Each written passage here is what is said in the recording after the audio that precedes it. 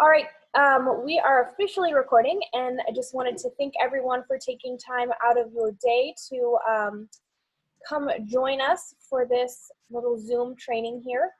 Our hope is that at the end of this training, you all leave here feeling more confident in navigating your jobs and maintaining the great client care that you guys provide. And so I thought we would start off by Josh, our awesome vice president,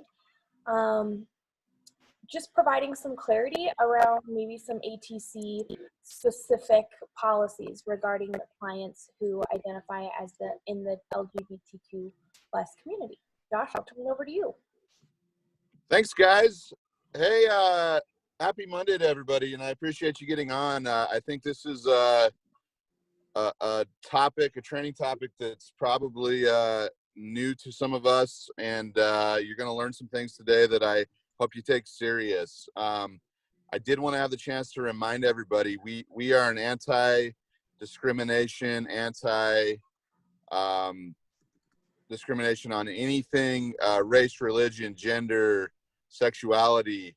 And what that really means, guys, is it's one of those zero tolerance policies that we've had forever. And honestly, we haven't had an issue with this, but if you were to recklessly, call somebody a name that was,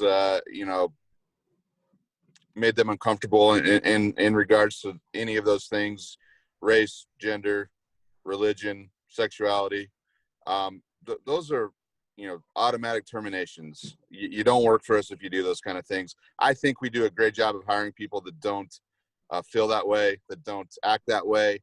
But this is one of those topics that, as corrections changes, and we've already seen this in several of our facilities, the LGBTQ population is growing in corrections. And you're going to see this more often. You're going to work with people more often. And quite frankly, we have a company that helps people no matter where they're at, whether that's a stage of change that's really low and makes our jobs harder, whether it's their personal preferences on any of these things. I don't think we run a company that cares what their sexuality is. I think we want to help people. I hope you work for us because you want to help people.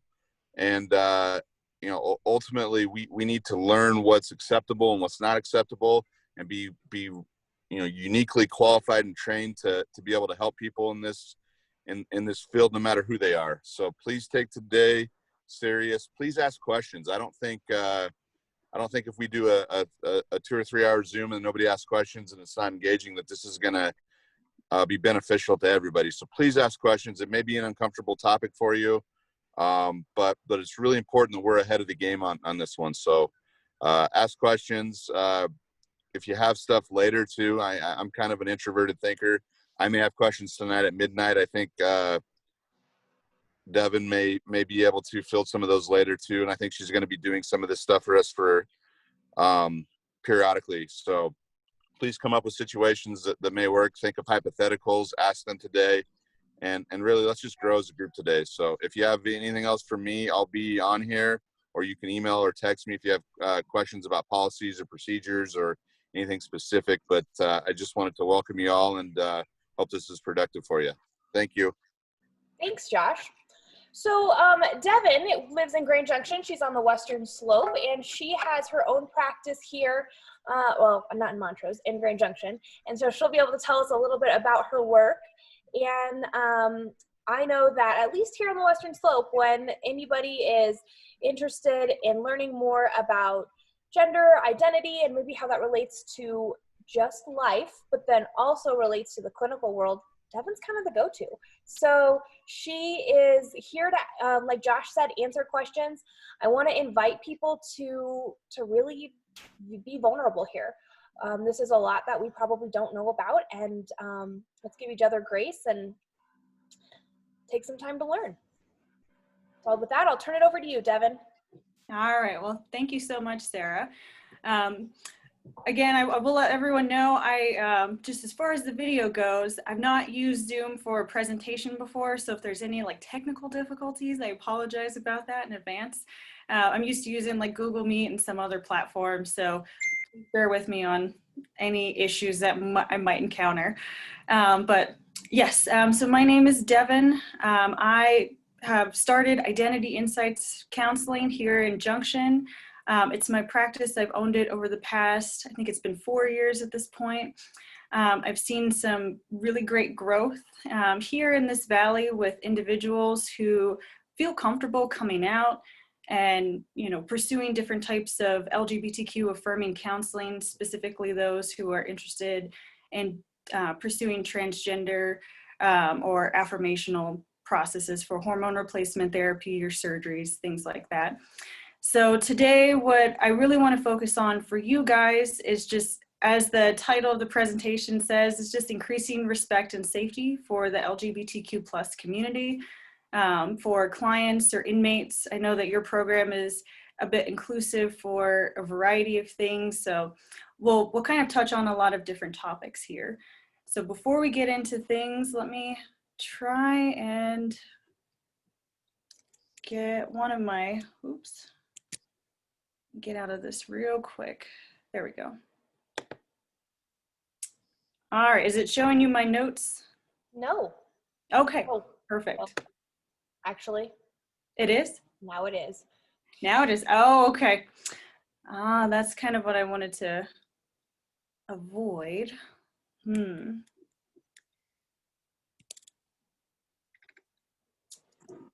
I know in PowerPoint there's a presenter mode, so I think you might have to find that, but since this is Google, it's probably a different place. Yeah, presenter view. Okay, so I'm not sure. Because I know it's sharing my screen, so it's showing you, I think, everything that I'm seeing on my screen, correct? Yeah. Okay. Looks like there's 2 windows. Yep. Okay.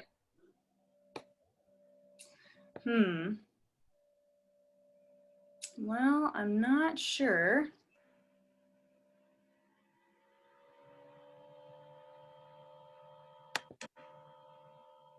I mean, it doesn't bother me if you flip back and forth between your notes. All right. Well, let's kind of get started then. Yeah, I'm sorry that's going to show you a little bit of both. I'm not sure. Oh, technical issues.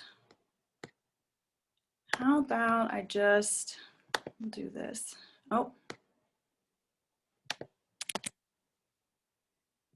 Let me present it. And then we'll do the notes. We'll just try and make it really big so that way everyone can see. Perfect.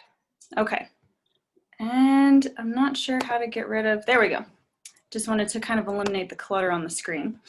Okay. So sorry about all the technical difficulties, everyone. But here's kind of our table of contents that we're going to go over today. So I'll give everyone a chance, if you want to write down things, if you're taking some notes, feel free to write down what we're going to cover today. So we're first going to go over some introduction pieces of things. We do have some warm-up discussion questions, which I believe Sarah sent you already this morning. We'll go over some ground rules for that before we get started. Then we've got some commonly used LGBTQ plus terminology and some outdated terms. So I did try and pick terms that likely you're going to encounter the most in working with clients at your facility. And also some things to avoid. We've got LGBTQ plus intakes and assessment. So how to specifically identify transgender and gender nonconforming clients, PREA standards and how those apply, mental health and LGBTQ plus clients, item management and housing considerations, reentry programs, application of those for LGBTQ plus friendly considerations, some group topic navigation, resources for transgender clients, how to be an overall affirming provider, some Western Slope resources, and then some state resources. And I didn't include at the end, we've got a Q&A. So if you do have any questions throughout, please feel free to let me know. I think as Josh mentioned earlier, I do want this to be fairly interactive. Because my screen is, don't think I'm going to be able to see any questions. If there are any specific questions like in the Zoom chat, if Sarah or somebody else could just let me know if someone's dropped a question in there, so that way I can answer it, or if we need to, we can save it at the end. So either way, we'll get to anything that you guys would like to cover. I have the Zoom chat up, so if you guys have questions that come up, just go ahead and drop them into Zoom chat and I'll make sure to read them so we can share it, all learn together.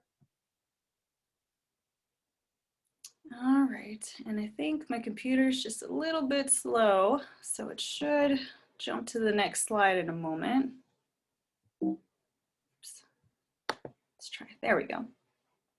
So for our introduction piece, we're gonna kind of just go over the general acronym. I'm sure a lot of people are familiar with this term. So LGBTQ plus people stands for lesbian, gay, bisexual, transgender, and queer clients. You'll see kind of a variation of these terms. It might be LBGTQ, LGBTQ plus, whatever it is, it's kind of all encompassing. So LGBTQ people in jails, prisons, other detention facilities, they often have unique needs and vulnerabilities. So research has shown that LGBTQ people are more likely to encounter abuse and violence behind bars than any others.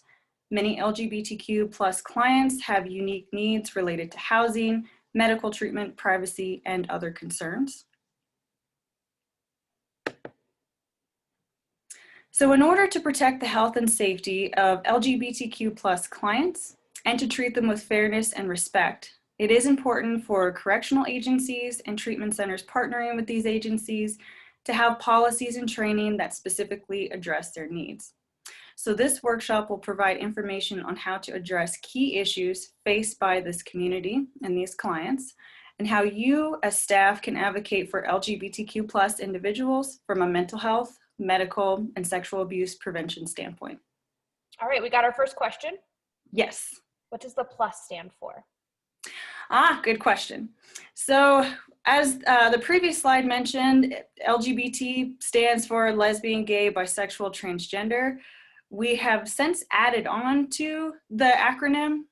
So the plus stands for the additional terms.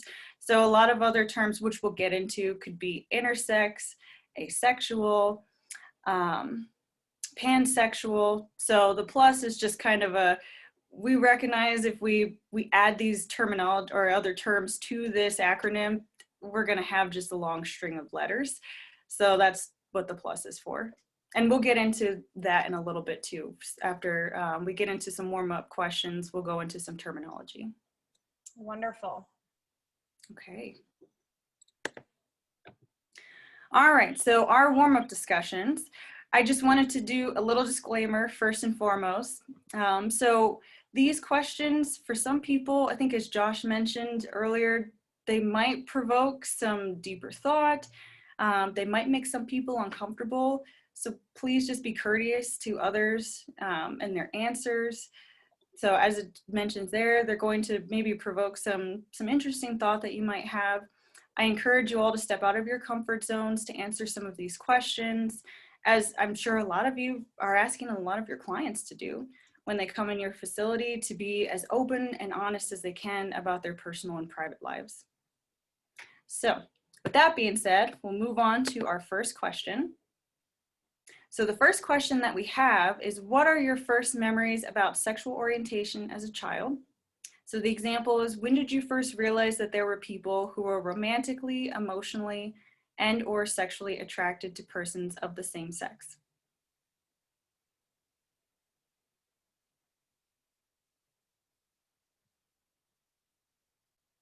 That's a good question.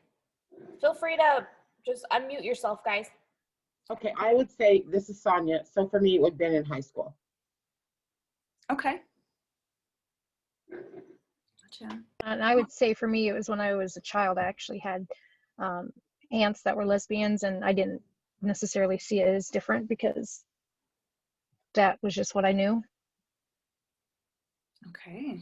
So for me, this is Jonathan, by the way. For me, like I didn't realize it at the time, but like now thinking back, like I was like sexually attracted, like like in like 5th grade, like when I first remember that.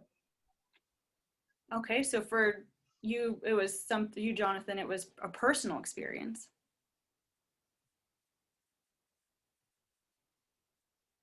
Yes. I was grown, married, had children because I'm really old and I've always lived in very small communities, and I never come across it till I started working in the casinos in Reno was my first time. I was in high school when I learned about it. I didn't really know before then. Okay. So I'm hearing a lot about people mentioning school. Can anyone elaborate on that, about what that experience was like when they learned about that, either from friends or family members, and I guess how that process maybe impacted them emotionally?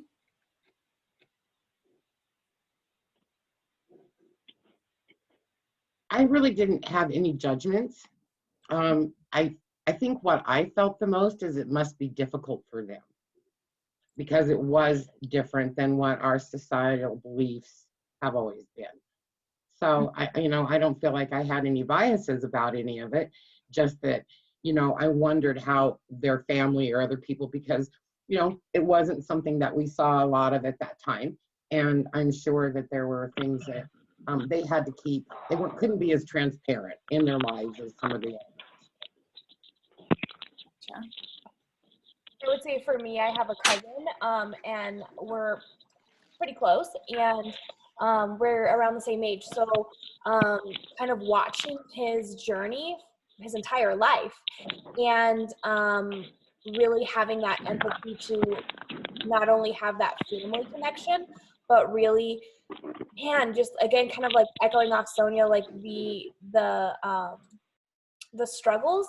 And then I found that my response was that I get really protective. Hey. So from you, Sarah, I heard that you said you felt protective. And I think from that, okay. I thought it was really interesting. I had my best friend who was a boy, and I were attracted to the same man who was bisexual. So that was I just thought it was really interesting. I can't, think of, I think I've always loved them. So it didn't really matter to me. It was just interesting.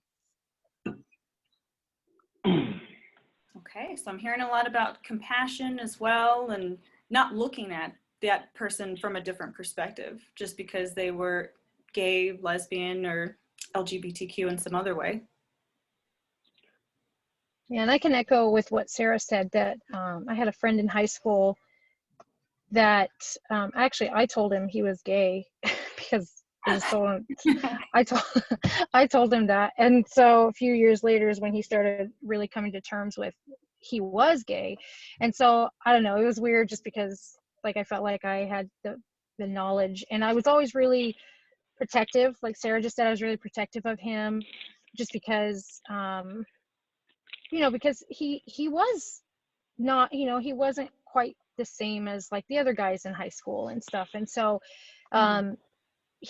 what I found though was that the guys would tend to treat him not negative necessarily, but different than they would the other guys, but the girls all wanted to be his best friend. So that's what I experienced in high school, was like girls just loved to be able to say they had a gay friend, and like, he's my, and that's how they would always say, you're our gay best friend. And I always felt it was kind of just tacky, but that's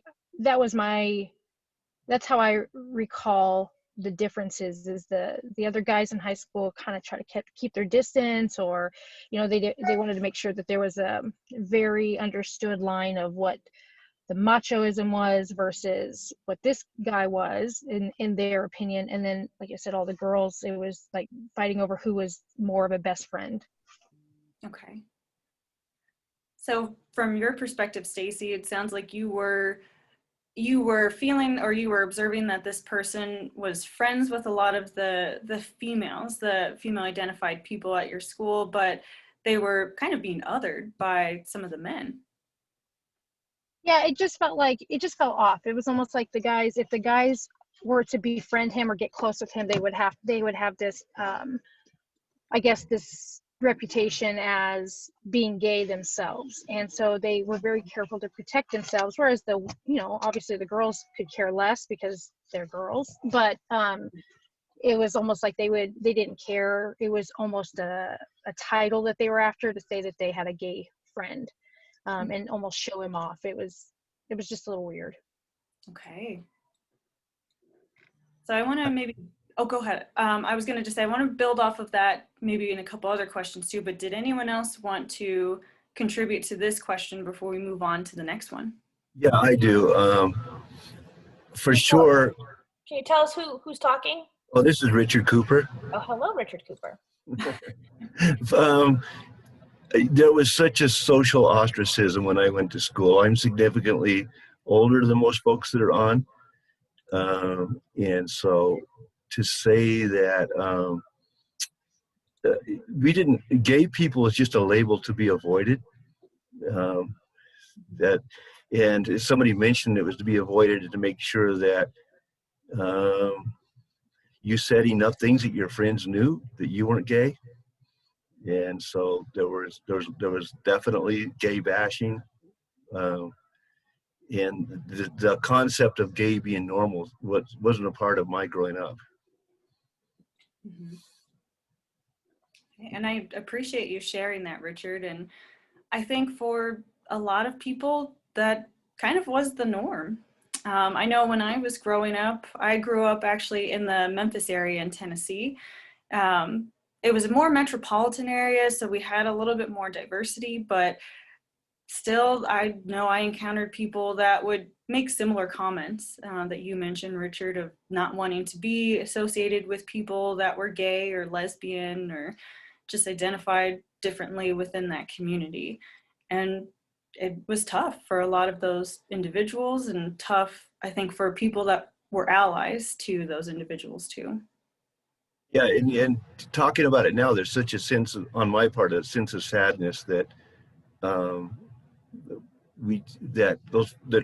gay folks were so shut out, and frankly, a sadness for ourselves that we were so closed down. Mm-hmm. Yeah.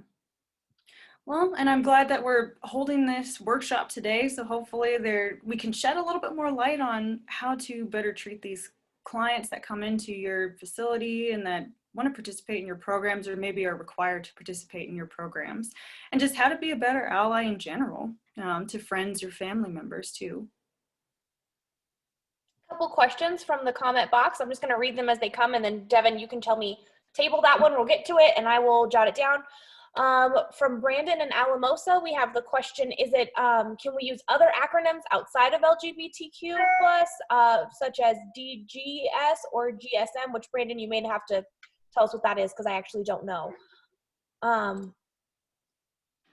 So with that one, I'm not sure what the other acronyms stand for. So is it GSM was the acronym? Can you hear me? Yes. All right. So as I don't know about anybody else, but I have a very difficult time remembering the normal acronym, the LGBTQ+. So I've educated myself regarding different acronyms that are considered acceptable by different sexual orientations. And one of them is DGS, which stands for Diverse Genders and Sexualities. Mm-hmm. And that's just a lot easier for me to understand and remember because, like I said, I have a difficult time remembering all the letters, the order in which they go in, and so on and so forth. And the other is GSM, which stands for Gender and Sexual Minorities. So obviously both of those would cover everything that we're talking about regarding the LGBTQ community. So I was wondering if those were both considered acceptable in discussion. Yes. So those are definitely considered acceptable. And now that you brought what those acronyms stand for up, I have seen those in literature. I think the common one that is still used that I see just across the board is the LGBTQ+. But if you want to use I've already forgot the other one, the diverse sexual orientations, gender, or the sexual orientation, gender minorities, those are appropriate. DGS and GSM. Yes. So those are definitely Okay. appropriate. A lot of this is interchangeable and it's ever changing. So I try to include things that are present and current as of 2020. And when we get into some of the terminology, that's when I've also mentioned that some things, you know, next year, they might be considered inappropriate as far as terminology or not politically correct anymore. So, you know, it's okay if we use something similar or a different type of acronym.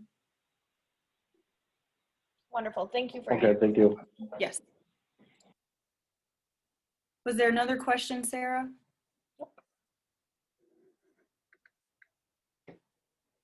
Did you say no? No, sorry. We'll just move right along. Okay. All right, so let's get into our second discussion topic. So the next one is, as a child, teenager, or an adult, was there or is there anyone in your family or closely related to you who publicly identified as gay, lesbian, bisexual, or pansexual? So more just along the lines of the sexual orientation. So what was or is your relationship like with them? Truthfully, for me, like with my cousin, using that as my frame of reference, our relationship isn't any different because of that. And so I would still say that we're very as close as we can be. I mean, he lives in Minnesota, so I don't see him all the time. But yeah, really, I would compare it very similar to other relationships in my life. Okay. Nice. Thank you, Sarah. I would like to add also that I have a great nephew his grandparents are fundamentalist Christian, as are his parents.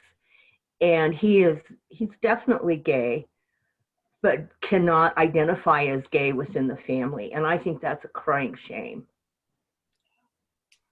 Ah, gotcha. So for you, Judith, it sounds like this family member is not able to come out just due to like emotional safety reasons or religious reasons. Oh, yeah. Oh, yeah.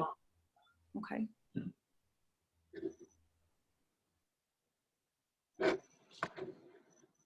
Does anyone else want to add to this particular topic? Yeah, I would. This is Alex in Alamosa again. But yeah, I've had many friends over the years that have identified as one of the gender minorities, but also a couple that have transitioned from one sex to another. And I just, for me, looking from the outside in, it was very interesting seeing the transition and more or less the commitment and the process in which that had to be done. I know it's not easy for anybody that has to do it. And so I think it's super important just to realize that kind of being labeled in a certain kind of way, no matter what the situation is difficult. Okay. So for you, Alex, it sounds like your family or friends that you know closely, they identified as transgender or gender nonconforming in some way. Yeah, I've had some friends transfer from cis female to identifying as male, and then going through that hormonal change process in order to kind of complete that transformation. And it was very interesting to see that person transition over the years. Okay. Gotcha.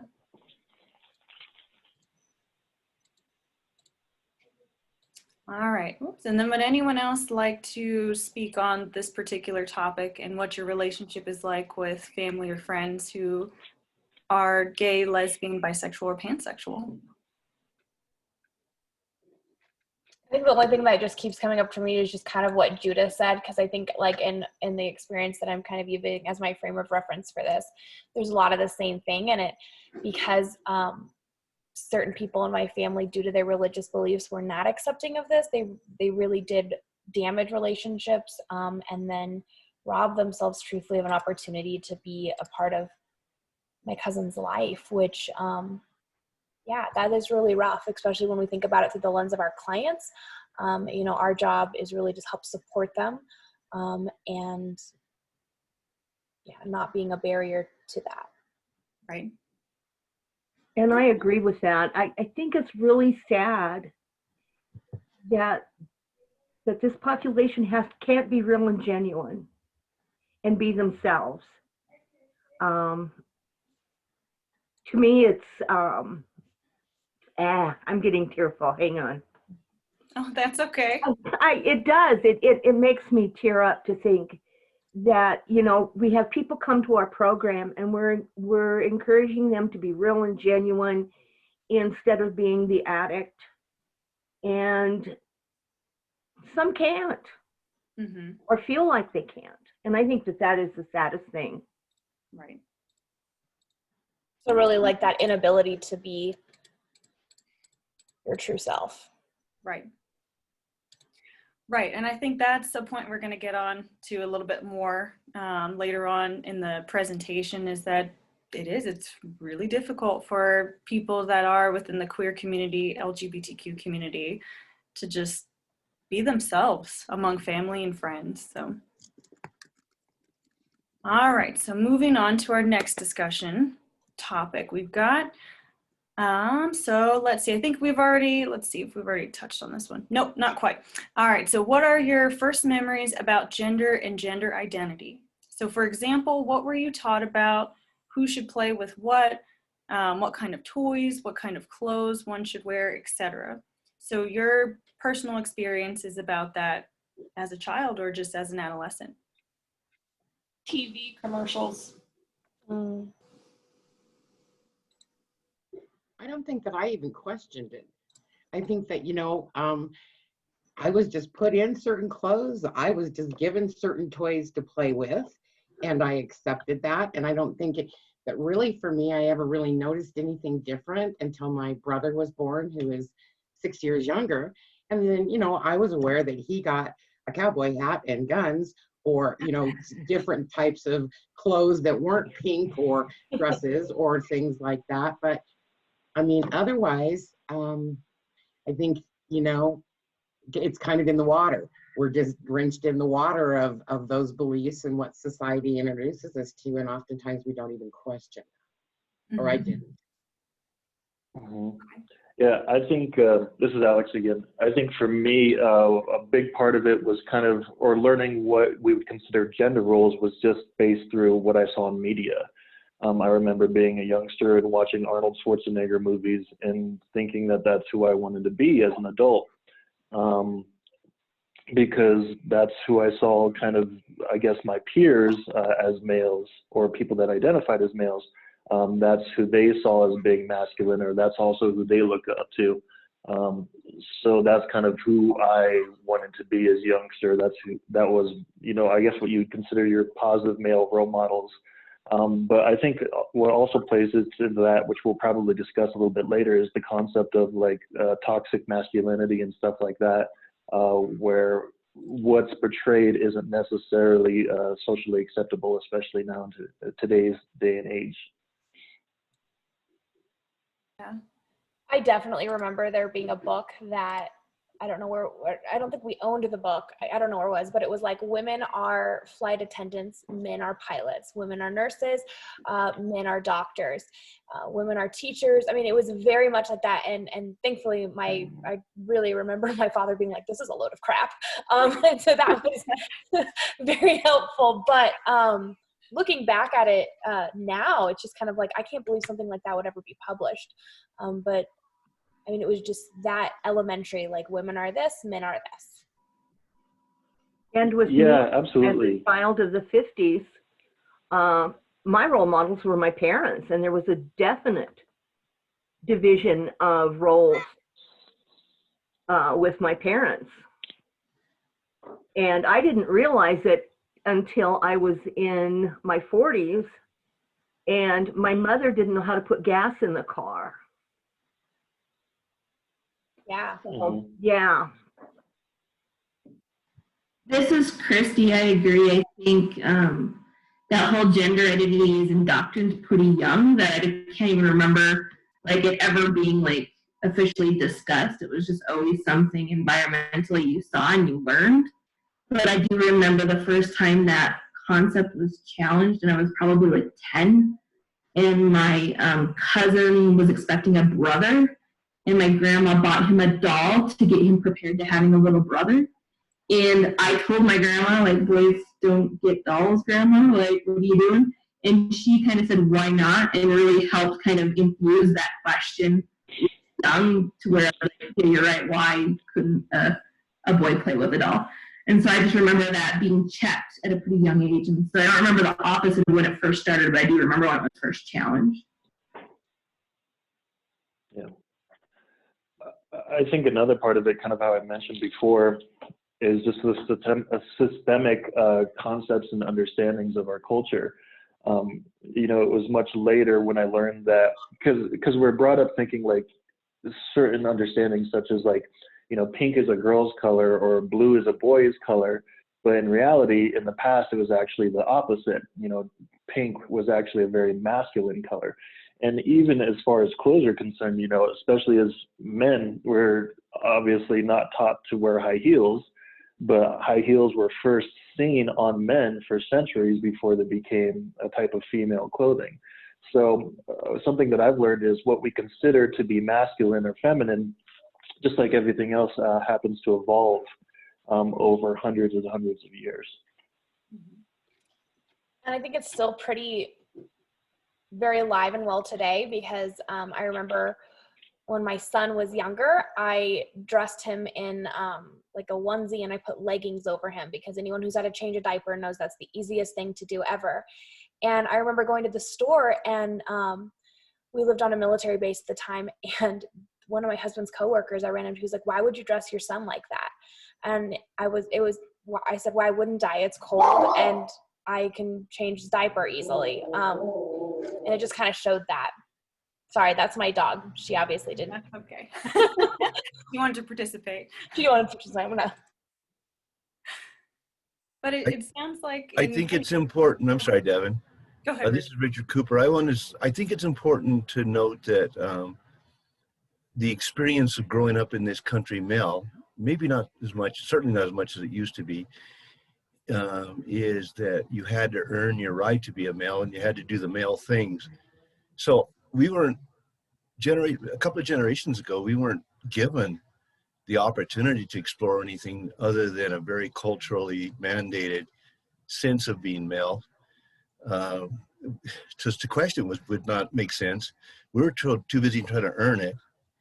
And I'm going to note that what's happening with folks being willing to question now is freeing for males, so that they're not stuck in that place of having to earn being a male in a certain way.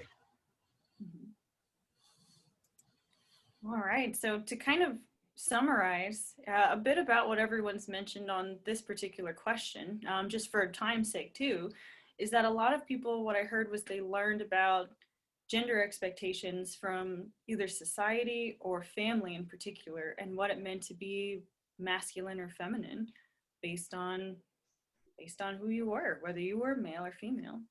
And I would say that's still common to this day, although I think, like Richard mentioned, that things are changing. We're making a social shift on what is appropriate, or taking down some of those barriers too on the expectations for men and women. All right, so let's get into our next question. And I think just for time's sake, we'll skip number 4 and we'll go to number 5. All right, so this was the last warm-up discussion question I have for now. But looking back on your life at church, at work, and your family, what would you do differently in order to better equip yourself and others to affirm and include the queer community? And we'll get into that term about queer community, but that also just stands for LGBTQ+, or the like diverse minority community.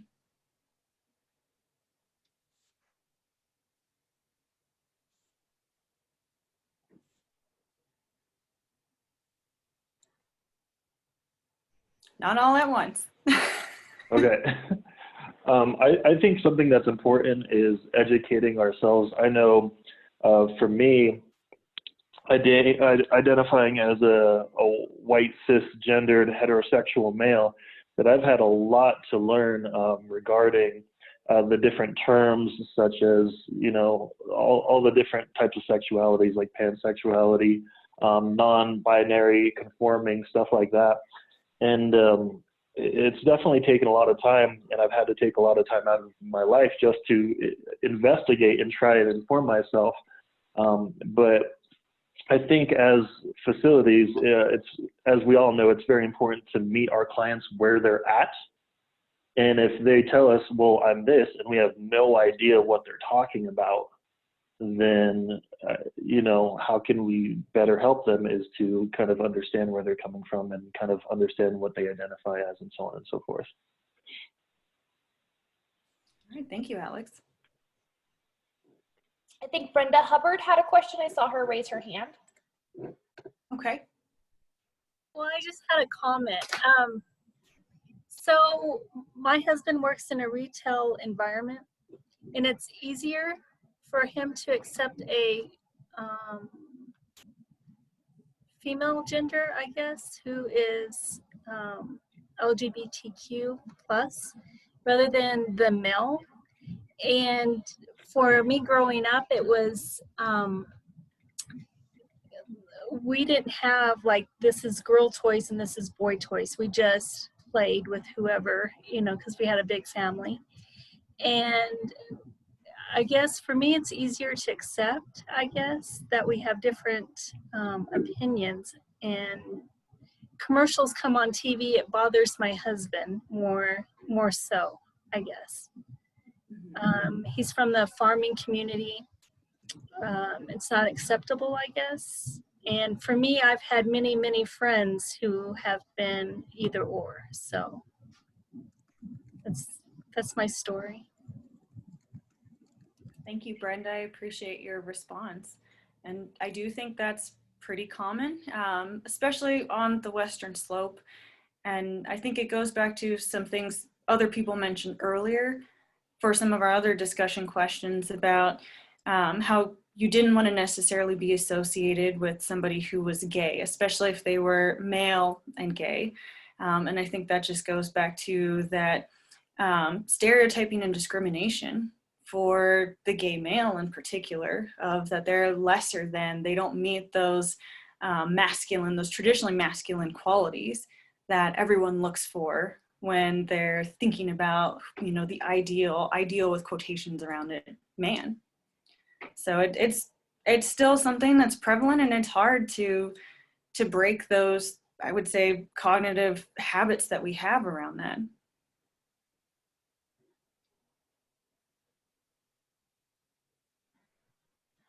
Did anyone else want to comment on this particular question before we move forward?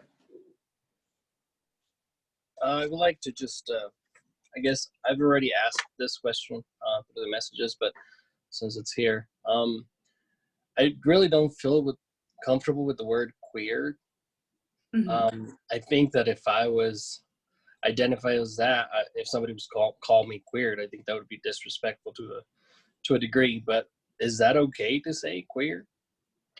So we'll get into that in just a moment, actually, because we're going to come up to our terms, and that is one of our definitions that we have, and I'll go into a little bit about like the history of that and where it's at currently with using that term or not.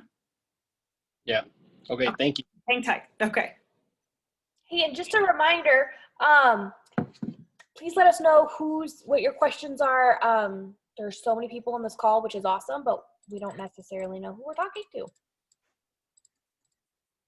I see the names popping Dory up. put something in the comment section. Dory wanted to say something. Okay, Dory.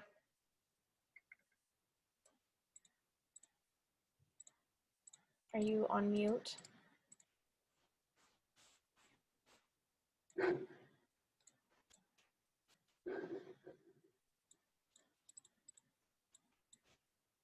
don't even. Oh, there you are, Dory. Okay. I can see you, but we cannot hear you.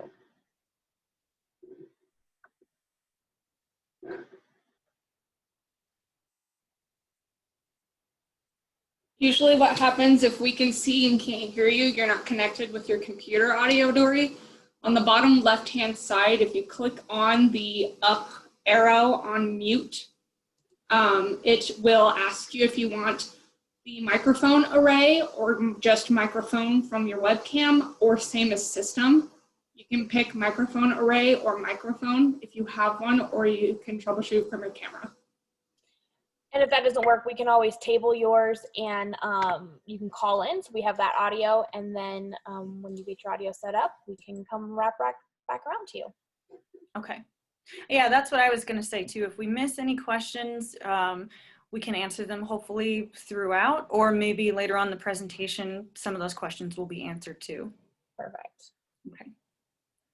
All right, so kind of wrapping this one up, it sounds like people are starting to think about, I think it was Alex mentioned earlier, just keeping in mind how he in particular, and hopefully maybe everyone in attendance today, can really just be mindful about this community and educating themselves, understanding, what this community goes through, to be better equipped at just providing whatever service that you do, whether it's for mental health, medical, or otherwise, just providing the best care and service that you can. All right, so we could get into more about the discussion topics later on if we need to, but we're going to move on for right now to some of our commonly used LGBTQ terms. So I labeled this slide hopefully aptly, because I think a lot of people are kind of like, well, there's so many out there and they are changing. Which ones do I go to? So I did break it down into some gender-related terminology and some general LGBTQ plus terminology. I did pick terms that are a little bit more specific to our community here on the Western Slope. So these are going to be terms that I tend to encounter when I work with clients and just work with people in the community. So there might be some other terms that people are aware of that maybe are more updated. Like I think somebody mentioned earlier for the acronym. That's okay. A lot of those other terms can be interchangeable, but we're just going to go over some that hopefully you'll hear most of your clients using, so you'll be aware of them. So these slides for this one is not in alphabetical order, but we'll go through them. So the very first one is transgender. So this is relating to a person whose sense of personal identity and gender does not correspond with their birth sex. So when you have a child, usually, nurse or somebody will tell you, whoever's doing the ultrasound, whether you're going to have a male or female child, and that's usually based on what they can tell about genitalia, that they can see on the ultrasound, chromosomal patterns, things like that. So transgender people often feel like what they were assigned at birth, based on genitalia chromosomes, does not align with how they feel internally. Hence the term transgender. So they do not feel that their birth sex is their identified gender. So the next term we have is bigender. This is a person who fluctuates between traditionally woman and man gender based behaviors and identities, and identifies with both genders. To break this one down just a little bit, because I know this one could be a little confusing. I personally haven't encountered very many people just in my personal life or in my practice who identify as bigender, but how it was described to me is that when somebody is bigender, they identify as male and female, but they're mutually exclusive. So what that means is if they're feeling more feminine and how they would like to dress, express themselves, they're going to present that way. They're not going to necessarily have a beard and makeup on. They're going to just be very feminine, and the same on the other end of that spectrum. If they're feeling very masculine, they're not going to, maybe be wearing more traditional masculine clothing with, barrettes in their hair or something like that. So that's a little bit more about that particular definition. There's a question on that one. Yes. How is bigender different than a cross-dresser? So cross-dresser, that's actually more of an outdated term that's not used so much anymore. Cross-dressing used to be referred to transgender individuals. So cross-dressing was more related to, I guess it was like let me think about how to describe it. It was more related to individuals who had a sexual paraphilia. is what it used to be categorized in the mental health realm. So people that were more sexually aroused by wearing women or men's clothing. Some people still do identify as cross-dressers today, but we just don't use that term anymore. So bi-gender is more about how that person feels about their gender identity, not necessarily about the clothes they wear. So cross-dressing was also more related to that sexual attraction and the clothes. Hopefully that helps Can I set apart a little. Can I jump in there for just a second? Sure. I think that's a great question. So how is it different from cross-dressing? So cross-dressing is more associated with the term transvestite, which is a person who dresses in clothes primarily associated with the opposite sex. So when we talk about things like cross-dressing, it's more relating to that term. Fortunately or unfortunately, whatever, we typically don't use the word transvestite as much as we used to. It's typically used around the 80s when we saw a lot of musicians and stuff dressing in like glam rock and stuff like that. So that would be considered like transvestite style or transvestite clothing. Right. So yes, and transvestite is a term that's not used anymore in any mental health or medical literature. I have had some people that have referred to themselves that way because that was how they were diagnosed. I hear a lot of, I would say, clients that are Gen Xers or baby boomers that have claimed that term for themselves, and that's fine. But I think like Alex mentioned, that is one that's just not used so much anymore, and it is associated with cross-dressing. All right, so moving forward to our next term that we've got, biological sex. That one kind of speaks for itself. It's just the chromosomal, hormonal, and anatomical characteristics assigned at birth that just tell us a little bit about who you are from more of the like physiological hormonal level. Our next one, we have intersex. So this is a range of developmental variations where individuals are born with a reproductive and sexual anatomy and or a chromosome pattern that doesn't seem to fit typical definitions of male or female. So these individuals could be born with both sets of genitalia or maybe genitalia that isn't fully presenting. So I've seen documentaries on some individuals who have like testicles that have not descended. They're internal in the body. Maybe there's a bit of a vaginal opening. Sometimes they also are just, you won't be able to tell necessarily just from looking at somebody, but sometimes they do present in like the phenotypical characteristics. So what you see and how that person's like body structure, bone structure is.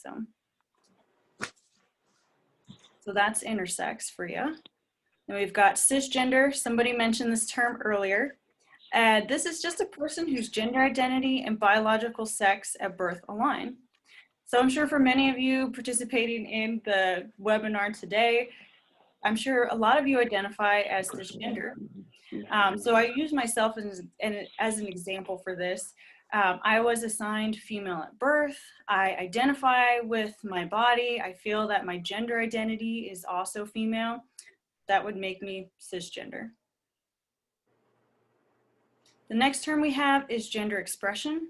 So this is an external display of one's gender through a combination of dress, demeanor, social behavior, and cultural factors. So again, if people can see me on the video, I'm dressed more femininely, I'm wearing makeup, my hair's done. So that tells a lot of people who would just be looking at me out and about on the street that they probably identify as female.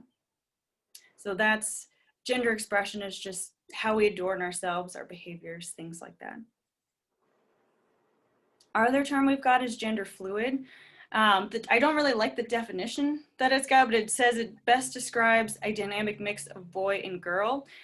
Gender fluid individuals, which is actually going to be a similar one to our next term coming up too. They're people that don't necessarily identify as masculine or feminine. Sometimes they identify kind of in the middle of that spectrum. Being gender fluid is more about like how you feel about yourself, not necessarily about how you dress, but it can also reflect in what your expression is. So some gender fluid individuals might decide to dress a little bit more androgynously. They might wear more masculine and feminine clothing. Oftentimes gender fluid people might go by they, them pronouns instead of he, she. So that's kind of getting into more details about that specific definition. And then the next one we have is going to be very similar. So gender nonconforming. I've seen these used interchangeably with clients. So it's really just dependent on how your client wants to identify. So gender nonconforming is gender identity label that indicates a person who identifies outside of the gender binary. Again, it's someone who doesn't identify as male or female. It's more of the kind of in between, or maybe somewhere along that spectrum. And really, you just have to ask that individual how they identify, if they like to go by different pronouns or they do go by different pronouns, to get a better understanding of those definitions for them personally. All right, so the next couple ones we've got are gender dysphoria. So this is what maybe the mental health providers might see a little bit more. So this is just the clinical distress that people feel when their assigned birth sex does not match how they feel about themselves.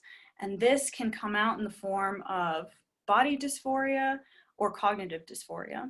So body dysphoria is just that discomfort that people might feel with the body that they have. For instance, a person who identifies as a transgender woman. So this would be a person who is assigned male at birth, identifies as female.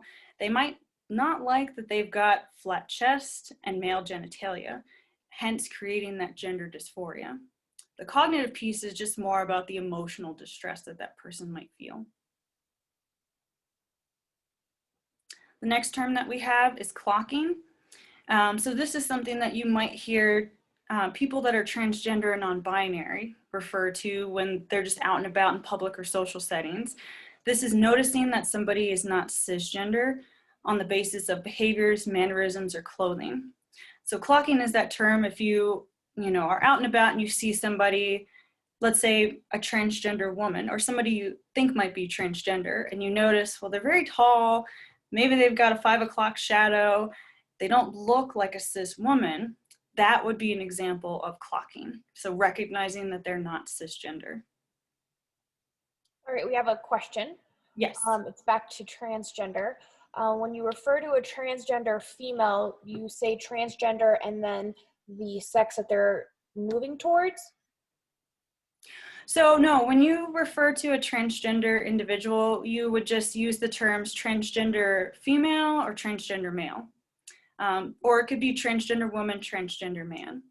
So I broke it down in the example of just describing what that meant for those who might not understand what it means to be a transgender woman or male. So transgender women were born or assigned male at birth, but identify as women, and transgender men were assigned female at birth, identify as male. You don't have to use that long definition. That was just to provide some more clarity on what that meant. Perfect. Okay. All right, so our next term that will wrap up this for right now for the gender terminology is sex reassignment surgery, or SRS. Another term that is also used for this is gender confirmation surgery. I have seen both used interchangeably currently within the mental health and medical field.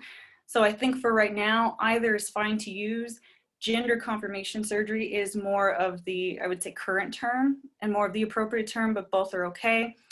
This just refers to the variations of different surgeries that can be pursued by people who identify as transgender or gender nonconforming. Oftentimes you'll hear this referred to as top or bottom surgery. And what that means is just how they're changing their physical characteristics to better match their identity. So for top surgery for transgender men, they might seek out mastectomy procedures to remove breast tissue and flatten the chest.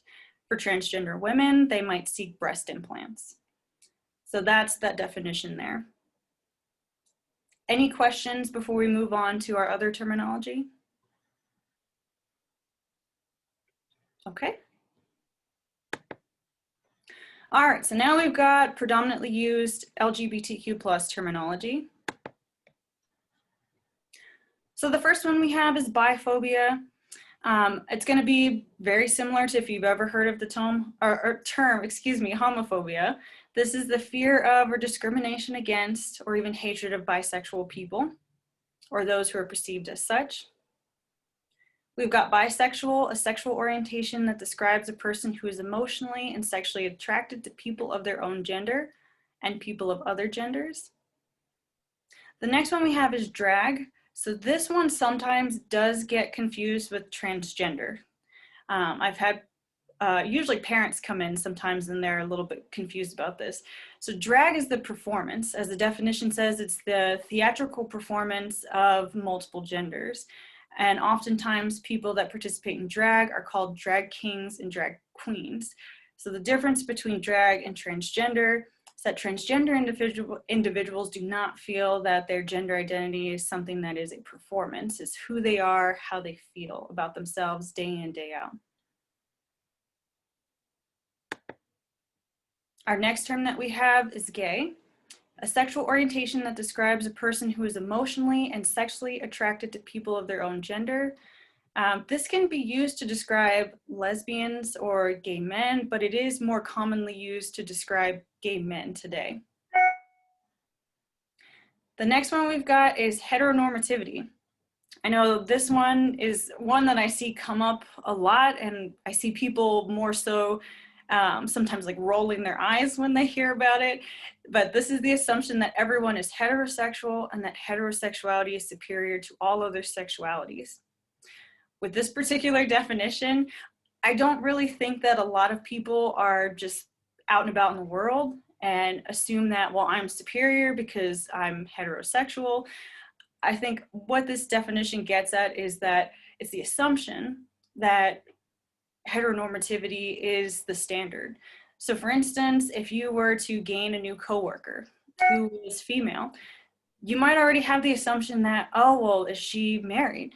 Is she dating someone? Maybe she's dating or married to a man. Maybe they have kids. Maybe they live in a house or are working to buy a house. That's that elaboration on heteronormativity versus thinking, oh, well, maybe she's got a female partner versus a male partner. Our next definition we have is lesbian. So this is a sexual orientation that describes a woman who is emotionally and sexually attracted to other women. Minority stress. So this is one I'm seeing quite a bit with my clients, and I know I've personally experienced this too. So this is chronic stress faced by members of stigmatized minority groups. Minority stress is caused by external, objective events and conditions, expectations of such events, the internalization of societal attitudes, and/or concealment of one's sexual orientation. So what this definition is getting at is some of it talks about like objective events and conditions. So if you maybe out there who are watching the presentation right now have not ever questioned whether you could hold your significant other or partner's hand walking down the road, that would be an example of privilege for you, but a minority stress for somebody who is maybe gay or lesbian. So it's something that we want to just pay attention to, especially in working with our clients and what they might be experiencing. Outing is another term we have. So it's the involuntary or unwanted disclosure of another person's sexual orientation or gender identity. I do see this a lot with parents that come in and they bring in their kids. Sometimes it's not coming from a bad place. They just want to help. So they might out their child to their school, letting staff and teachers know. Unless you get the express permission from an individual who identifies within this community, we don't want to out them. We want to keep this information private and respect that person's confidentiality. The last one we have is QPOC. So this is an acronym for queer persons of color or queer people of color. And I realized I forgot to include queer as a definition as well, because I know somebody brought that up earlier. So that is one that I wanted to go over. So I know the term queer used to be a term that was derogatory, that was used to describe the LGBTQ plus community. I believe that millennials and Gen Zs have kind of repurposed this word and have brought it back. So you will see sometimes a lot of younger individuals that use the term queer to describe the community or even to describe themselves.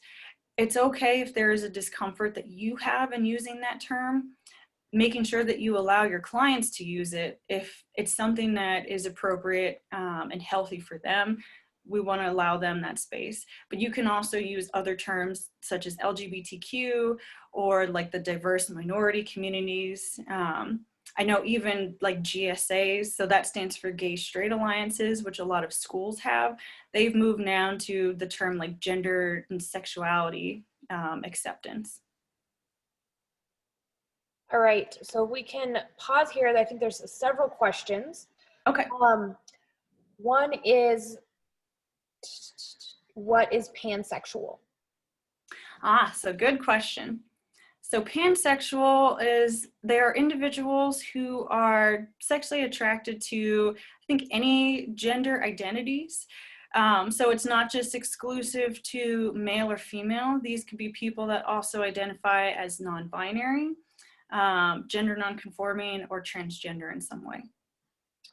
The other one is, I don't want to offend somebody. How do I know what term to use and when? Okay. So I guess I want to maybe gain a little bit more clarity on, are we asking this person about gender identity, sexual orientation, both, or? I think it's just the terminology. So maybe just, we can circle back around. I'll get one. Well, and I think I'll try and answer it as best as I can right now. If you don't know how somebody identifies, being able to just ask, you know, if we don't know about sexual orientation, for instance, we can ask, do you have a partner versus do you have a boyfriend, girlfriend, husband, or wife? Partner allows them to provide that answer for you. And then if you're not sure about gender identity, just being able to say, what are your pronouns or what name do you go by? And that will give you some information there about how to proceed. Perfect. Jonathan, did you have a? Yeah, so going back to the heteronormativity or whatever. So like, is that like, so a lot of times I hear people use like gay as a derogatory thing, like, oh, this homework assignment is gay, or this, you know, and so is that kind of what that same thing is, trying to like make, like associate it with bad, or? I don't know if that one necessarily falls into heteronormativity. That one's more just the assumption that everyone, you know, is going to have opposite sex partners. They're going to have like the 2.5 kids. Everyone wants, you know, to get married, have a house, versus thinking of people that might have same sex partners, maybe don't have children, or maybe striving for different points in their life that they would like to achieve. But I think what you mentioned was that, so that term, people saying, oh, well, this is so gay, or that's very gay. It's just sort of the social acceptance that it's okay to use. And in reality, it's a term that is discriminatory to the community. Does that answer your question? It does, thank you. Okay. Were there any other questions? I don't see any in the chat. Okay. I got a question. Oh, there you go. This is Kelsey. When someone is transgender and they go from, like, for example, male to female, transgender woman, and then they want to go back to male, are they then a transgender male, or are they just male? So they were assigned male, identified as female, and then they went back to being male? Yep. So that would be considered somebody who detransitions. And that was a term I actually, thank you for bringing that up, I did not include. So transitioning is when people take steps socially or medically to better align their body, their mind with how they feel about their gender identity. So social steps could be I'm changing the way that I dress. I'm changing my mannerisms, my behaviors. Medical steps are pursuing hormone replacement therapy, so either testosterone or estrogen treatment or blockers for testosterone or estrogen based on whether they're teenagers or adults. And then detransitioning is deciding I no longer identify that way. And that happens sometimes, and that happens for kind of a variety of reasons. There's not just one particular reason why somebody would detransition. Sometimes it's finances, sometimes it's the community they live in, and they just don't feel safe being able to pursue those social or medical steps. Sometimes it's other reasons.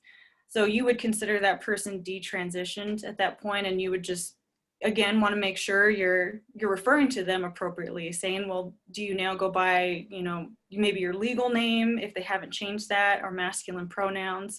How would you like to be referred to? We have a kind of a question here that I think is pretty good that's following off of Jonathan's, and it says, we often get a lot of offensive homophobic language during IRT groups, intensive residential groups, or I'm just going to go ahead and say in the programs in general. What's your strategy, Devin, in managing this? So I do actually have some strategies later on in the presentation that will go over how to manage some of that in group settings. So I want to hold off on that one right now so we can get to that when we're in that part of the presentation. Perfect. Okay. All right, were there any other questions, or do we want to move forward? I think we should move forward. We got about 45 minutes left, so I don't know what we need to do to. You can also tell us to zip it till the end and we can do that. Okay. Well, I've got some outdated terms. These were just, I've got 4, there's probably a variety of terms. I didn't want to like overwhelm people with a lot of terms. This was just the 4 that I actually seen on one of the websites I was looking at that had a collection of terminology. So these were the main ones. So we no longer want to use the term hermaphrodite. We want to use the term intersex. Homosexual, that is one that I still hear used quite a bit. You know, it doesn't necessarily mean that it's bad, but it's just outdated. So we want to use gay or lesbian. Sexual preference, the term we want to use is sexual orientation. Preference denotes choice. So that's why we've shifted to orientation. And I usually like to ask people too that identify as straight, you know, when did you decide or choose to, you know, like your women? And oftentimes people will say, oh, I didn't choose that. You know, exactly. So that's why we've eliminated that preference term. And the last one is using these few terms, so transgendered, atransgender, or tranny. So the appropriate term to use is transgender with nothing else on the end of it, not describing someone as a transgender, but you can say this person is a transgender individual or they're transgender male or female. Any questions on those before we move forward? No questions here. Okay, so we'll get into now some intake and risk assessment procedures. All right, so the intake is typically the first time staff will come into contact with new clients and will be able to identify those with specific vulnerabilities. Identifying LGBTQ+ clients is an important first step in decreasing safety risks and addressing concerns of those clients. Policies should include identification procedures that safely and privately identify LGBTQ+ clients in order to provide for their safety and to meet their specific needs. So if there are no procedures in place to allow LGBTQ+ clients to safely disclose their identity or concerns about the risks they may face, your facility might have a harder time addressing specific safety concerns. So when making classification and housing decisions for this community and clients, and meeting the specific privacy and healthcare needs of transgender clients. So we just want to make sure that we start developing that if there's none in place. Yes, and we have some policies, and I don't want to tape up all of our time with Devin talking about those, but just to reiterate what Josh said earlier, that we have a zero tolerance policy for any type of discrimination or defamatory comments. And so maybe we can follow this up with a quick Zoom with Christy, who's our HR director, who can talk more about that. Okay, gotcha. Well, the next step too, when you're doing the intake process, is identifying intersex individuals. So between 0.05 and 1.7% of the population is born with intersex traits. So it's a very small percentage of the population, but still individuals who are intersex. And intersex individuals in prison settings in particular can be vulnerable to abuse if others learn about their status. While intersex people may or may not identify as LGBTQ+, the PREA standards, which is the Prison Rape Elimination Act, I'm sure everyone's aware of that, but just had to spell that out just in case. So the PREA standards include intersex people and all the same protections set out for the LGBTQ+ community based on this shared potential for vulnerability. So the federal PREA standards require that agencies proactively assess and document indicators of prison risk of sexual victimization, including LGBTQ+ or intersex status. Identifying LGBTQ+ individuals should be a standard part of the risk assessment process, which I believe Sarah and other individuals had sent me information about your PREA training. So it sounds like everyone's up to date on that. So the assessment and screening instruments should use objective factors that are less likely to penalize LGBTQ+ people on the basis of bias or misunderstanding.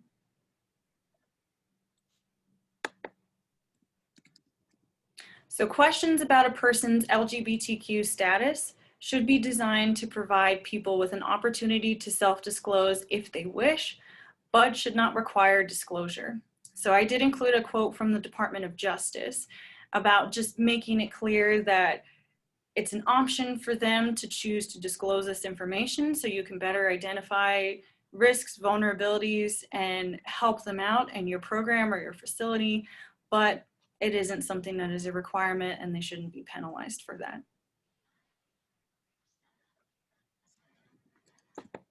So the next piece I have is how to ask about LGBTQ status, which I'm sure everyone is wanting to know. So before asking a question or any questions, you want to explain why you're asking and clarify that all admissions receive the same questions.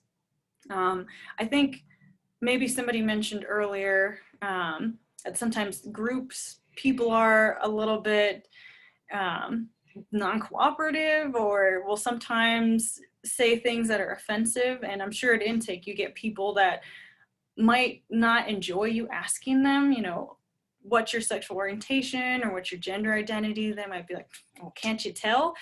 Just reminding them that this is a part of our standard protocol and you don't have to respond if you don't want to, but we need to ask. You want to present questions in a manner that make clients feel comfortable. Ensure that clients are aware that the responses to questions are optional again, and trying to avoid yes or no questions. So I have an example down below of if you are comfortable disclosing. Do you identify as lesbian, gay, bisexual, transgender, queer, intersex? And a follow-up can be, are there any factors that make you vulnerable or require special consideration based on your response to the above? If so, please describe. So again, trying to avoid the like why questions, anything that's going to give you a one-word response. Follow it up if you can with the what questions, the how, the where. That's, I know, what we were taught going through my mental health program, is having those open-ended questions will usually give you more of a potential for detail.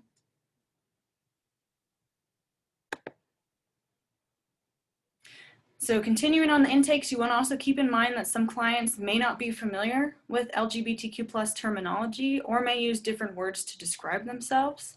So you might need to reword some of your questions. So I gave an example here.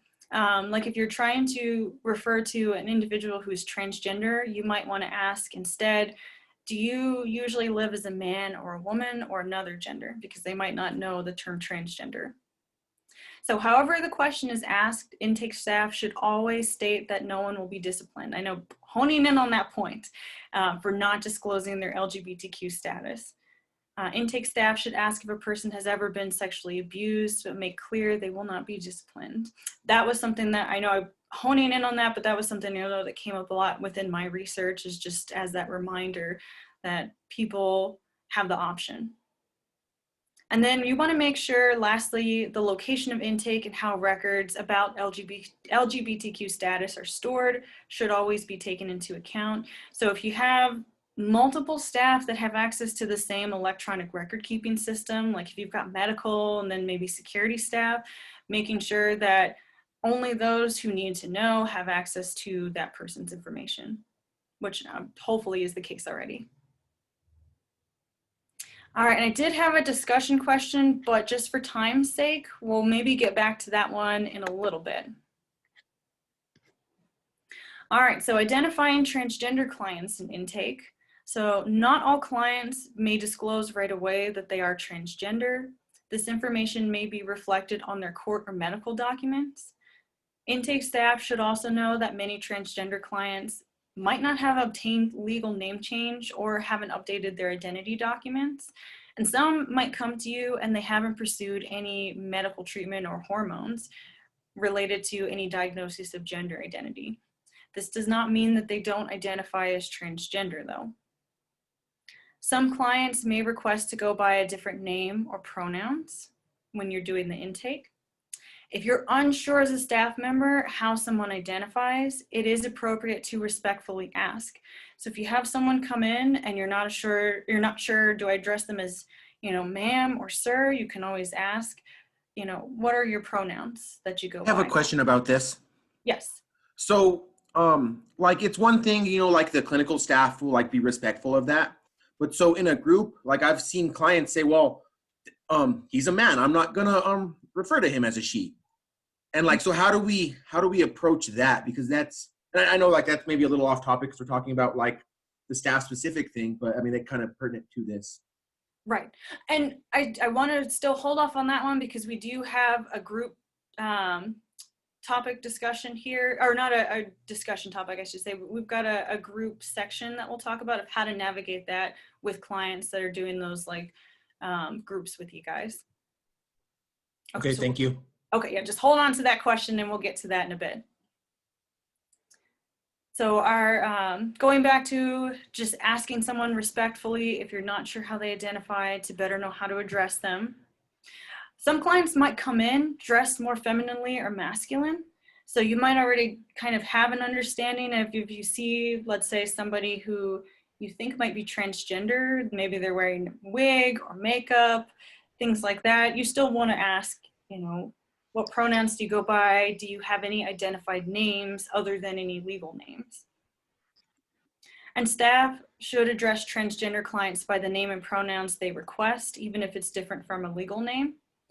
I would say also with this, asking clients as well if they're comfortable not just with you referring to them by alternative names or pronouns, but if they're being admitted into any particular program, if they're okay with the rest of your staff or other care team knowing that as well. I bring that up because sometimes I know I get teenagers that will come in and they tell me, oh, well, I go by a different name and pronouns, but they're not ready to come out to their parents just yet. So when parents are in the room, they've made it known to me, just use my legal name, use my, you know, assigned sex pronouns, because I'm not ready to talk with parents about that. So trying to also make sure that they're going to be comfortable being referred to how they would like in a variety of settings within your facility. All right, so housing. So for considering, consider any revisions for old standards for housing. If you need to, for instance, what came up when I was looking into literature about this was labeling LGBTQ+ individuals as sex offenders, requiring LGBTQ+ clients to be placed in segregation or a special unit. So the Department of Justice says that more than 28% of LGB inmates are placed in solitary confinement. And as a result, they usually have a higher risk of self-harm or suicide because of this. And we'll get into a little bit more detail about this moving forward, because I did a presentation with one of the detention centers here in town. This was, I think, back in 2017, and that was their method they were currently using, was separating out, if they could, transgender individuals or gender nonconforming people for safety. But that's not necessarily something that is helpful or could provide some legal liability for a facility. So if possible, what you want to do is you want to try and place clients in a single dorm or room or with similarly vulnerable roommates. And then I have in like all caps here, we do not want to house clients by genitalia assigned at birth, if at all possible. So for transgender clients or inmates, especially those who are transgender women, housing by genitalia can be dangerous or put them at risk for sexual abuse or violence. This practice also violates the Americans with Disabilities Act and the Equal Protection and Due Process Clause of the Constitution. So with that being said though too, the last bullet point I have, if you do house a client for specific reasons or purposes, just also make sure that you document. So if you do have, let's say, a transgender male, for instance, who says, well, I feel more comfortable being housed in a female unit or dorm pod, I'm not sure what you guys maybe would refer to, just making sure that you make note of that and why that decision was made and that it was made on that person's behalf. Can I make a note just for clarification on that, if that's okay? Yes. So there's two key things for us as far as the way our facilities are built. We always want to ask the client their preference. So that preference piece is really important and that it gets documented.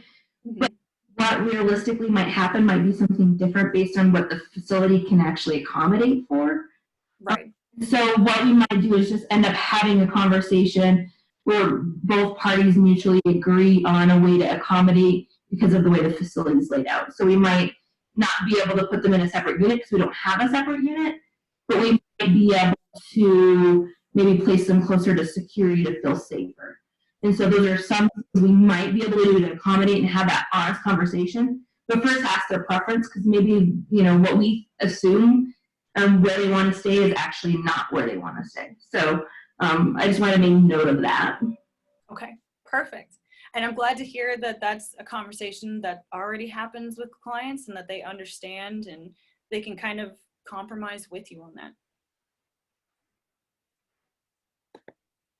All right, so I have another slide about personal item management, because in looking through your website, I think I had seen in like the FAQ something about personal items. So I wanted to make sure I included a slide about this.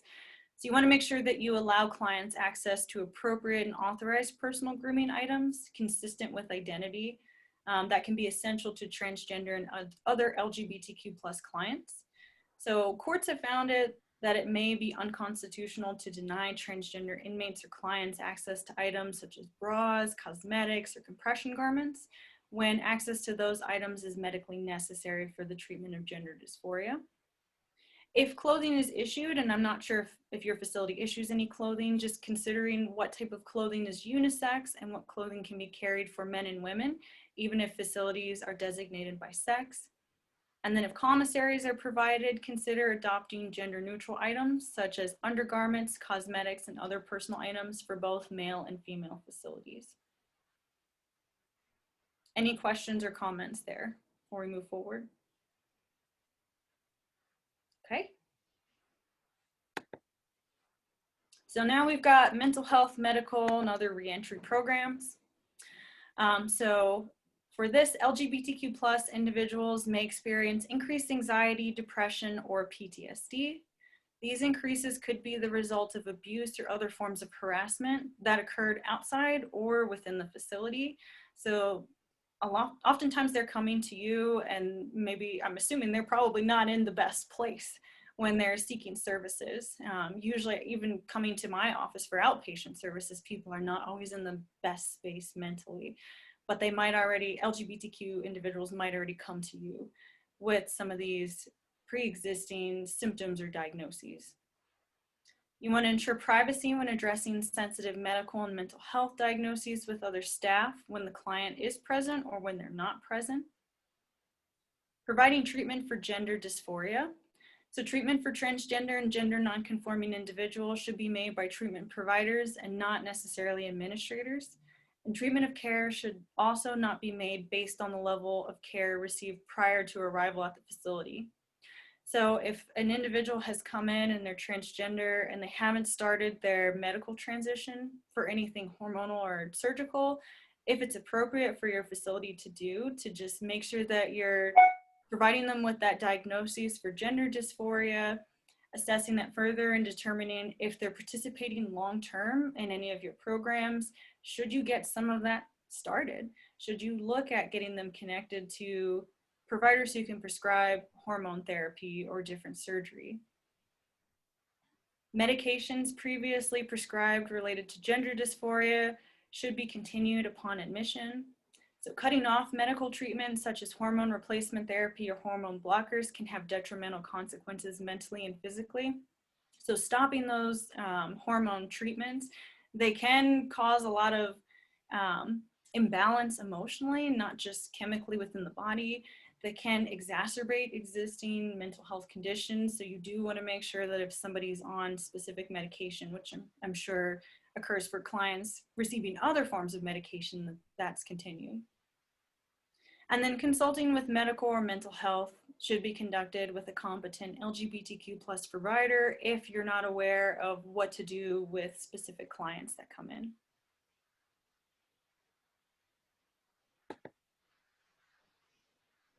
All right, so reentry supports are often lacking for LGBTQ plus individuals.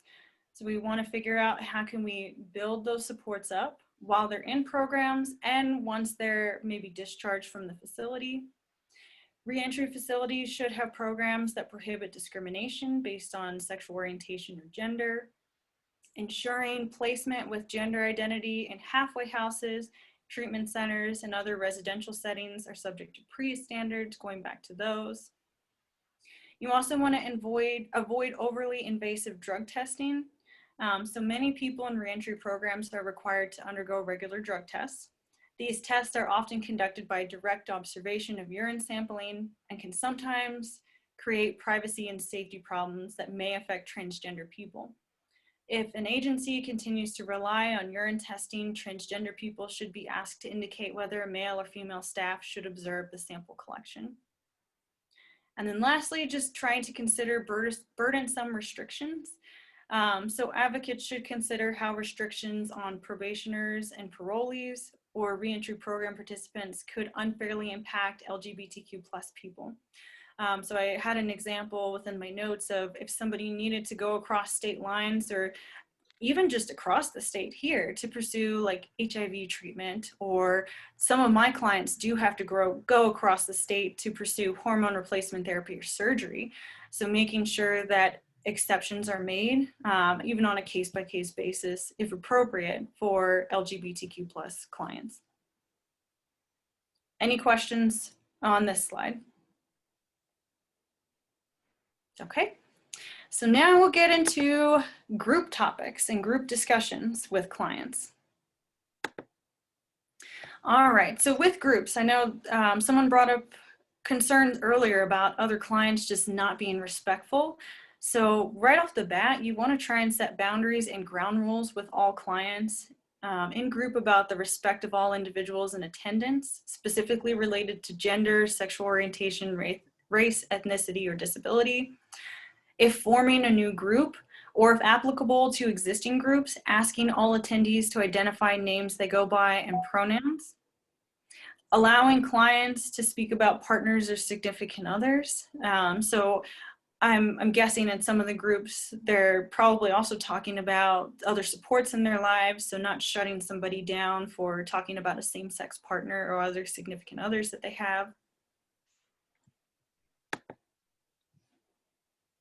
So support networks, family, friends, coworkers that contribute positively to recovery, and how to establish supports if none exist.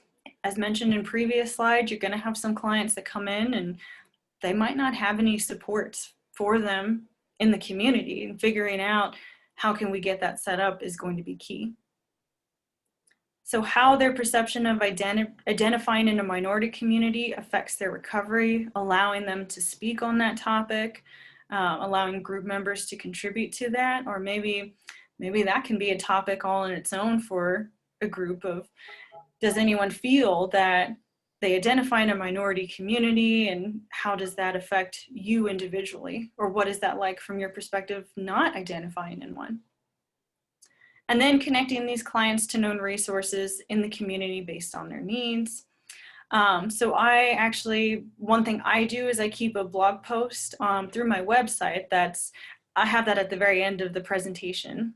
So you guys can take a look at that. But I keep that updated at least, I would say once a month or every couple months for resources along the Western Slope. Now they are predominantly located in Junction. For a lot of people that would be looking at that site, but there are some that are in like the Montrose area. I think some that might be in the Gunnison area. So just knowing where those resources are. I've connected with people here in town locally through the Workforce Center that have made it known that they want to help out the LGBTQ community and get them connected to friendly employers. So all of those resources we want to make sure that people have. Now, before we move on to a different topic, I wanted to know, did anyone have any specific questions about groups? Because next slide is getting into a different subject. I think we can probably, unless anyone has a specific thing, we might be able to table that for the clinical discussion that we're going to have later. Okay. Because I know a lot of that comes up in the original question in the IRT programs or in outpatient treatment. Okay, perfect. So transgender clients and providers, so mental health medical providers. So these are going to be resources that transgender clients might seek from you. So these are the common ones that I've experienced clients asking me about in particular. So voice training, feminization or masculinization, connection to local and state resources for hormone replacement therapy. So HRT is that acronym, or cross-sex hormone therapy. So CSHT, both of those are used interchangeably, and I see HRT being used a little bit more commonly. Gender confirmation surgery letters for top or lower genital reassignment surgery, facial feminization surgery, or even to pursue HRT. They're looking for those letters so that you can send on to a medical provider to show that they meet this diagnostic criteria. Here's why they're appropriate to move forward. They might also want laser electrolysis hair removal. Usually transgender women are seeking that out because even with hormone treatment, estrogen doesn't get rid of body hair. So they might want to pursue something along those lines. And then just local friendly businesses and safe spaces. And those could include workforce centers, apartments or housing, other businesses, things like that.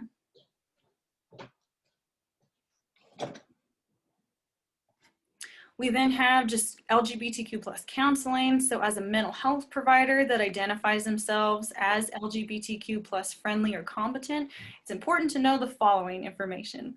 So first and foremost, you want to know the terminology. If you're friendly, you just want to make sure that you've got basic understanding. I would say if you're competent, that you understand that the language is changing or has changed and just using terms that are appropriate, I would say, to the clients that you work with. Again, I know I'm using language within my presentation today that I see a lot of my clients using here on the Western Slope. If we lived in a different area, let's say California, for instance, we might be using different language just based on the cultural piece in that area. Understanding that sexual orientation and gender-related differences are not one and the same. That sexual orientation is who you're attracted to, gender identity is how you feel about yourself. Struggles or common issues arising within the LGBTQ community.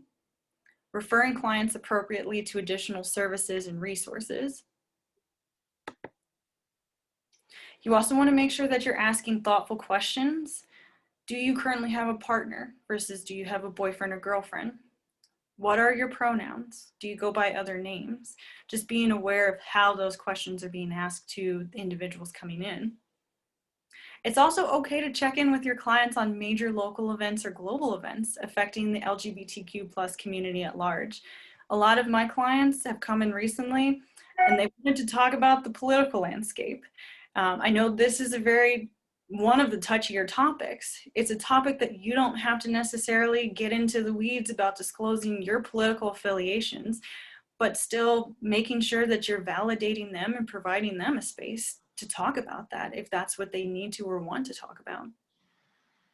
Understanding that expression and what someone wears and how they appear is different than how they feel about themselves and their identity. Again, that it's kind of that separation of just because maybe you're wearing something feminine doesn't necessarily mean you identify as female. I use the example also of a lot of beauty influencers that you might see on social media these days. Some of the beauty influencers, they identify as male, but you know, they're in the makeup industry, so they're always appearing very feminine, but that doesn't take away from their identity as being male. And the last one is just knowing and understanding your place of privilege. I know somebody earlier had mentioned they identify as a cis male, a straight male. So knowing from that standpoint, you know, what do you experience in life? How do you walk through the world? And can that look different for people that maybe aren't cis straight men? And the answer is it does. So just knowing and understanding where your privilege is.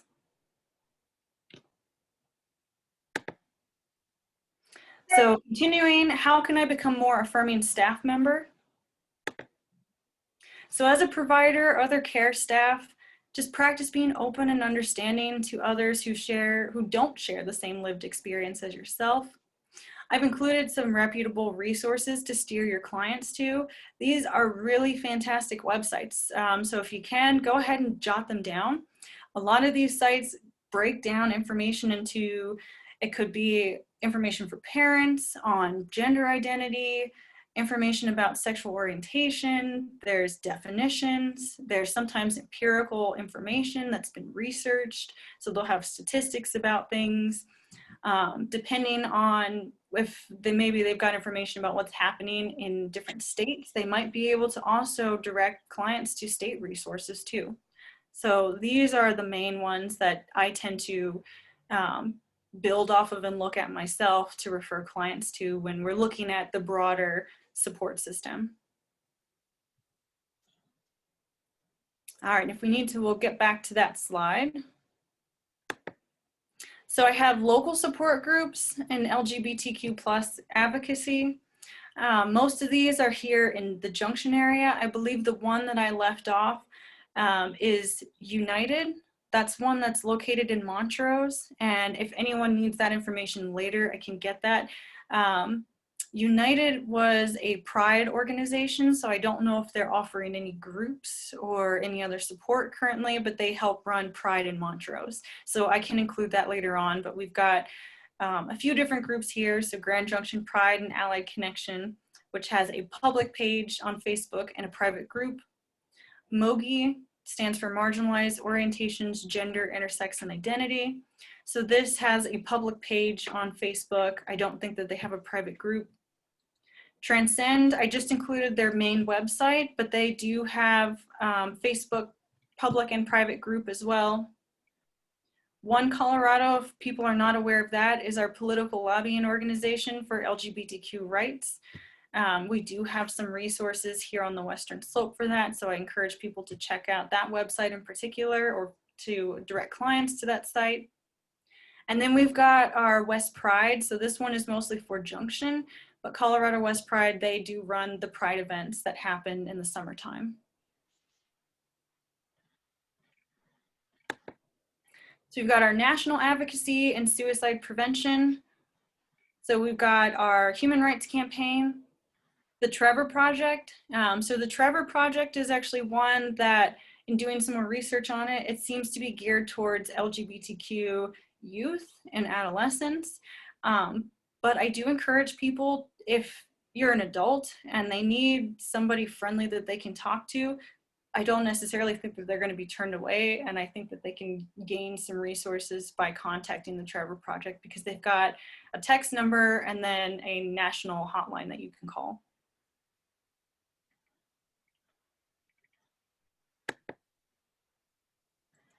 And I've just included a couple state level transgender healthcare resources. So we have Denver Health. which is for transgender adults and youth. There's a specific link that will take you to their page that just gives you all of the information that you need for the services that they can provide medically for transgender individuals.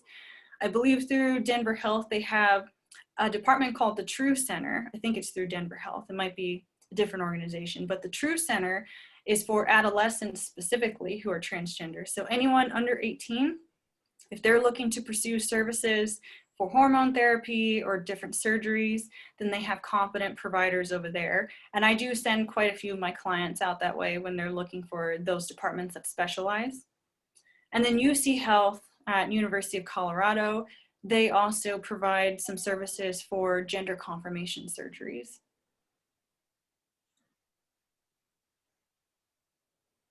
All right, and for time's sake, we'll kind of go over some common questions just among staff that have come up in my literature and that came up the last time that I did a presentation with the Grand Junction PD here. So some of the questions, we don't have to necessarily have anyone chime in. You can if you want to. We'll just kind of run through some of them quickly since we're just about at time, but we treat everyone the same. Why should someone get special treatment? And is a question that I get a lot. And it's not about giving someone preferential treatment. It's really just providing that respect and care for LGBTQ plus or other minority clients that come into your space and your facility. The other one is, this is a correctional or detention or other reentry facility. We don't make decisions about where to house people or how to search them based on their personal preference. Why should it be different for transgender individuals? Well, and part of the reasons why it should be different is we highlighted it earlier in the PREA standards, is just making sure that we're taking care of these individuals because they fall into a minority and vulnerable category. And we don't want to put them at any greater risk of harassment or harm. So this is why we need to make sure that we're being proactive in that sense. And then this one comes up a lot, is housing transgender women with other women. That's not possible. Has any other agency tried to do this? So I did have a little bit of a snippet about that. So yes, many other agencies have these policies in place. Case-by-case housing placement for transgender people, including housing transgender women, and women's housing is appropriate. This has been the policy of numerous local, state, and federal correction agencies for a number of years. This has also been the practice or policy for many juvenile correction systems, including Hawaii since the late 1990s, New York State since 2008, Santa Clara County since 2012, and New Orleans since 2011. So kind of just leave it there at that, but it is safe. If there are any questions that people have about whether somebody truly identifies as transgender or not, and they're concerned that somebody might be exhibiting predatory behavior, it's usually good to get other staff involved, like mental health, maybe even medical, to better assess and determine, does this person meet gender dysphoria criteria? All right, so the last few questions, let's see if we've got some time.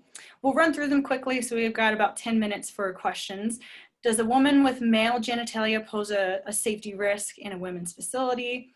Again, what is most important to understand is that a transgender woman's core physiological identity is a woman. While any client is capable of engaging in abusive conduct, there is no evidence to believe that transgender women present any more risk to their fellow women prisoners than other women. What about housing for transgender men or for prisoners whose gender is not male or female? For all transgender clients as well as intersex clients, the PREA standards require a case-by-case assessment that considers gender identity and the client's own sense of where they would be safest. So for example, one transgender man may fit in best and be safest housed with other men, while another may have previously been incarcerated with women and feel this is the safest option for him. So kind of going back to that housing piece earlier and documenting why you've housed somebody based on what is appropriate for them or for your facility. And then the last one is just, would these policies violate state laws or expose the agency to legal liability? really only if you're not following some of the PREA standards and really trying to just be sensitive to what are the needs for your LGBTQ clients that are coming into your programs. All right, so then to kind of wrap things up, if you want to learn a little bit more about Identity Insights, that's my website there, my office cell phone. Typically, I'm available Mondays through Fridays from 8:30 a.m. to 7 p.m. For providers, usually I'm busy during those particular hours, so if I miss anyone's call, I'm pretty good at getting back to people within 24 hours, providers in particular, other organizations. And then this is my blog. The link to it is just about the LGBTQ resources in Grand Junction and some that are along the Western Slope. All right, so we've got just a few minutes left. So were there any other questions that anyone had based on some of the slides that we've been through or just in general? I know this is an anecdotal question, but from your experience working with people and just in the population in general, some common things that you see people do that has caused more issues regarding like diversity, not being inclusive, like things that maybe even people don't know that they're doing that you've seen has caused a barrier?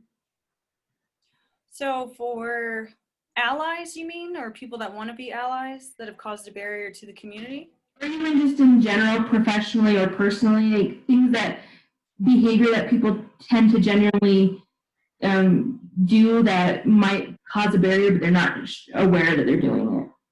Sure. A few things come to mind. I know for parents, for instance, we'll start there. Sometimes the barrier is that they don't want their kids to express themselves in like what they wear or how they'd like to style their hair, for instance. Not allowing their kids to go by different pronouns or name. And we're not talking about legal changes either. There's just a major discomfort and block in letting their child explore that. And I always tell people that part of this transition process is allowing your child to step into this and make sure that this is something that they're comfortable with and that's consistent moving forward. If we do see that maybe they tried a different name and they've tried different pronouns and they're not comfortable or they don't like it, then maybe that's reflective of we've got to just kind of sit and pause. Maybe they just still haven't discovered their gender identity in full yet, as a lot of people will kind of vary. Sometimes they'll first identify as non-binary and later as transgender or vice versa. So for parents providing that space for their client or their child to explore. And then for providers, I would say for like mental health, just a lot of providers not doing the research and legwork on their own and kind of just passing people off to others. So I get a lot of people that say, I was referred to you because nobody or the past person I reached out to just didn't know how to help or they didn't want to do the research. Medically, that one's a little bit more tricky because oftentimes to provide hormone therapy or surgery, you got to have the training. And I think that we just don't have enough medical providers that are interested in seeking out that training. So whether it's because of personal preference or religious preference, or it just costs too much money, takes too much time, I don't really know. But I would say those are kind of the biggest barriers that I see. And then at the community level, just people not feeling safe. We don't have pride flags. I know in Junction, I don't see pride flags advertised or stickers saying that this business is a safe space. I go to other cities sometimes, I know, and like I've been to Salt Lake, I've seen pride flags, I've seen those stickers. So you get the sense that the community itself, or at least certain areas, feels more welcoming. So does that answer that question as to some of the barriers? Yeah, thank you. Okay. One question that came up, if I notice another staff or client is speaking in a derogatory manner, how would you suggest correcting this?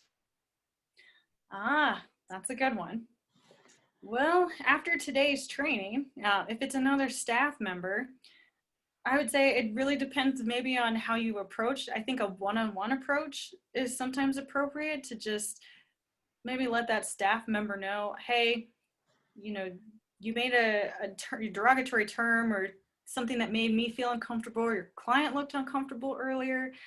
You know, is it possible that maybe we're using the wrong terminology? Or even if you recognize it is, saying like, this is the appropriate term to use.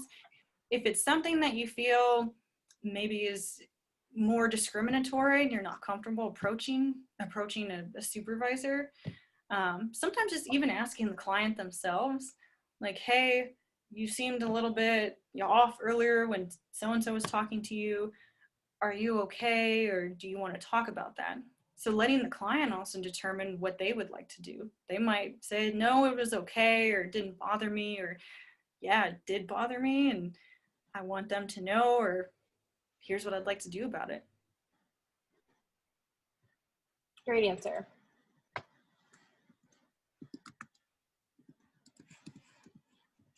Any other questions for Devin?